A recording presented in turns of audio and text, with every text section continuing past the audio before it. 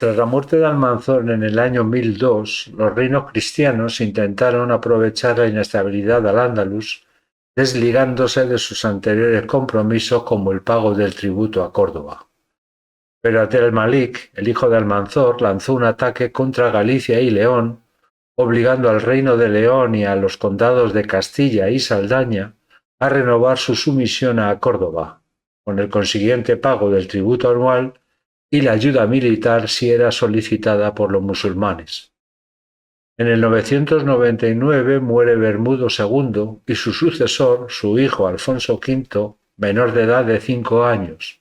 En un principio, su madre Elvira tuteló la regencia, pero al poco tiempo lo asumió el conde gallego Menendo González, alférez del rey y responsable de dirigir la guardia personal. En el 1003, Elvira dejó de confirmar los documentos junto a su hijo. Su hermano, el conde de Castilla, Sancho García, intentó recuperar la regencia para su hermano. Para ello firmó un acuerdo con el general Badid, jefe de las tropas de Medinaceli de la Marca Media de Al-Ándalus. Se comprometió a proporcionar tropas para sus expediciones y le pidió que arbitrara en la disputa de la regencia. El musulmán apoyó a Menendo González, al que consideraba menos peligroso que a Sancho García. Esta decisión supuso la ruptura de relaciones entre el califato y Castilla, aunque duró poco. 2 años después, el conde renovó su sumisión y participó en expediciones musulmanas donde atacaron Zamora.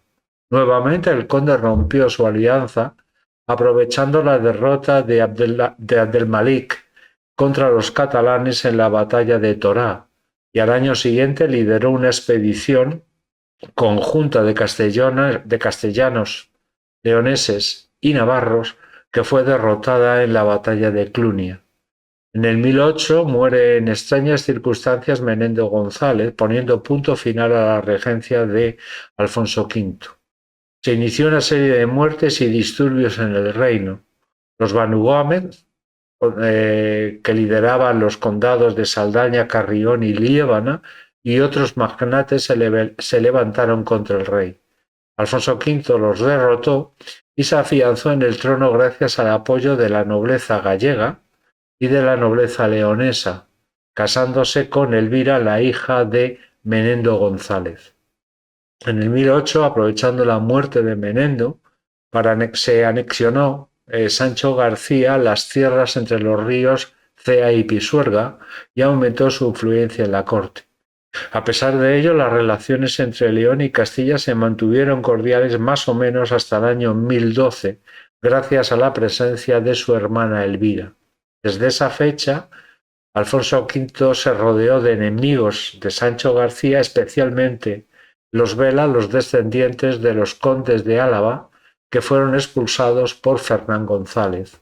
Castilla, aunque oficialmente no era independiente, actuaba como si lo fuera.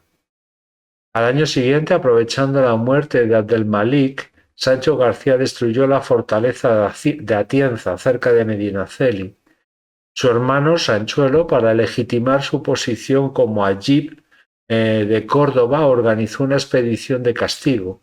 Esta expedición nunca llegó a realizarse por las inclemencias del tiempo y por el golpe de estado protagonizada por Muhammad ben Hisam. Sancho García fue árbitro en la guerra civil que se desató entre Muhammad y Suleimán entre los años 1009 y 1010. Se dio una casualidad que se encontraron emisarios tanto de Muhammad como de Suleimán en la residencia del conde castellano, y éste se decidió por apoyar a Suleimán, ya que consideraba a los bereberes más preparados militarmente, y además le ofrecieron la devolución de las fortalezas de San Esteban de Gormaz, Clunia y Osma. Cuando Suleimán entró en Córdoba no pudo cumplir su promesa de devolver dichas fortalezas, ya que las guarniciones de la provincia siguieron siendo leales a Muhammad, y entonces el conde Sancho García se marchó de Córdoba dejando una pequeña guarnición. Durante el asedio de Córdoba entre los años 1011 y 1013, Suleimán pidió ayuda a Sancho García, y este jugó sus cartas. Envió un mensaje a Córdoba que, si no se les entregaba las fortalezas de San Esteban de Gormaz, Clunia, Osma e incluso Sepúlveda, apoyaría a Suleimán. Entonces el general Badid cedió, pero Sancho García no participó personalmente, ya que estaba involucrado en los temas de la regencia de León y en la revuelta de los Banu Gómez. Con el reino de Pamplona, Sancho García mantuvo muy buenas relaciones con Sancho Garcés III, su suegro, ya que estaba casado con Munia, hija de Sancho García. De hecho, para Sancho III, Sancho García era su modelo a seguir.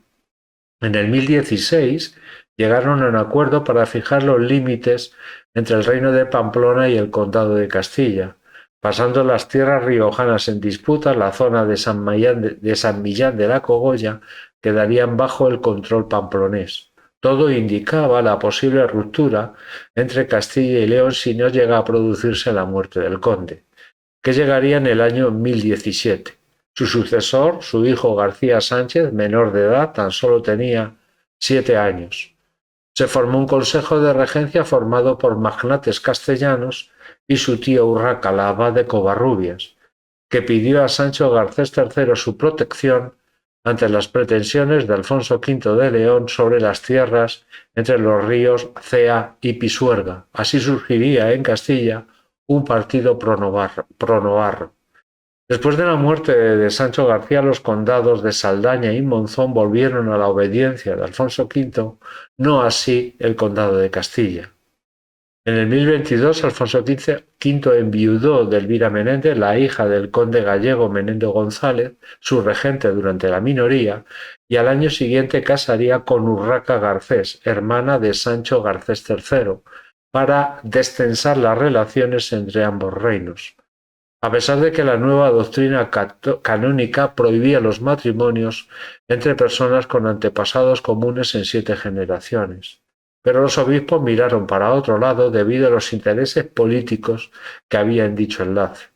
Por otra parte, Alfonso V y Sancho Garcés III llegaron a un acuerdo de no intervención a costa del condado de Castilla. Alfonso V se quedaría en la zona del Pisuerga y Sancho Garcés III en la parte oriental, con el pretexto de sofocar las revueltas de Álava, La Rioja y la Bureba. Tras la muerte del conde castellano, Alfonso V vio la necesidad de establecer un nuevo reglamento que devolviese poder a la monarquía y orden al reino, tras 2 décadas de ataques de Almanzor y de la división que se produjo en el Reino de León. Así, el 30 de julio de 1017 se aprobó en la Catedral de León el Fuero de León, una de las primeras leyes del mundo cristiano desde la caída del reino visigodo, y se la considera el primer escrito que recoge los derechos fundamentales de los ciudadanos. El fuero comprende 2 partes diferenciadas, 20 normas que afectaban a todo el reino y 28 que solo se aplicaban a la ciudad de León y su territorio circundante. Entre todos estos preceptos destacamos los siguientes: la protección a la autoridad del rey así como a sus representantes y símbolos, la protección al clero confirmando su autoridad judicial, el acceso a la propiedad y a la posesión, garantías judiciales, regulación de la vida ciudadana, como fueron las actividades de los mercados, la protección de los oficios, la obligación de todos a acudir una vez al cabildo para establecer las medidas del pan, del vino, de la carne y estipularlo el salario de los trabajadores. Otra norma era la obligación de pagar impuestos al rey y acudir al fonsado, que era el llamamiento a la guerra. Se garantizaba la inviolabilidad del domicilio, se protegía a la mujer en el matrimonio tanto a su persona como a sus bienes, se declaraba el derecho de los siervos a abandonar las tierras del señor llevándose sus bienes inmuebles o se dotaba de personalidad jurídica a las asambleas de vecinos. Una de las consecuencias del fuero fue el aumento de la población de León. A finales del siglo XI se duplicó, pasando de 1000 a 2000 habitantes. El fuero de León no tuvo mucho recorrido, tan solo el fuero local siguió en vigor hasta el siglo XIII.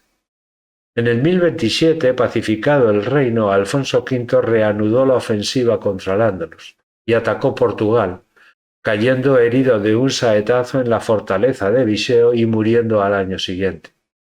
Esta muerte volvió a ser aprovechada por Sancho Garcés III, que volvió a interferir en el gobierno de Castilla, ya que el sucesor de Alfonso V, su hijo Bermudo III, tan solo tenía 11 años. Se produjeron desórdenes y sublevaciones protagonizadas por la nobleza gallega y castellana. La reina viuda Urraca y su hermano Sancho buscaron un nuevo compromiso, una solución de compromiso: el matrimonio entre el conde García Sánchez, que contaba 19 años de edad, y Sancha, hermana de Bermudo III, de tan solo 13 años.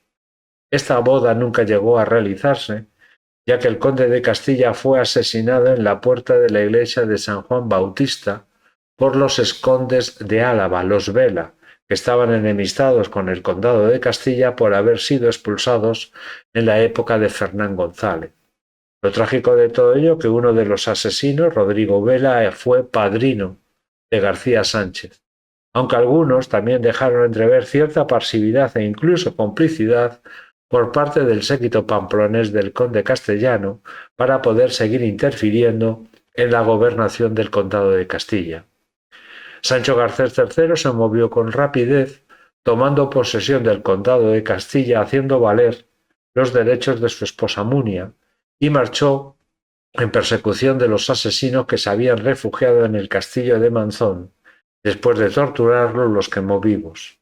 2 meses después, una asamblea de notables castellanos reconoció a Fernando, hijo de Sancho Garcés III, como conde de Castilla bajo la tutela de su padre, a cambio del mantenimiento de su identidad y de que Fernando no heredara la corona de Pamplona.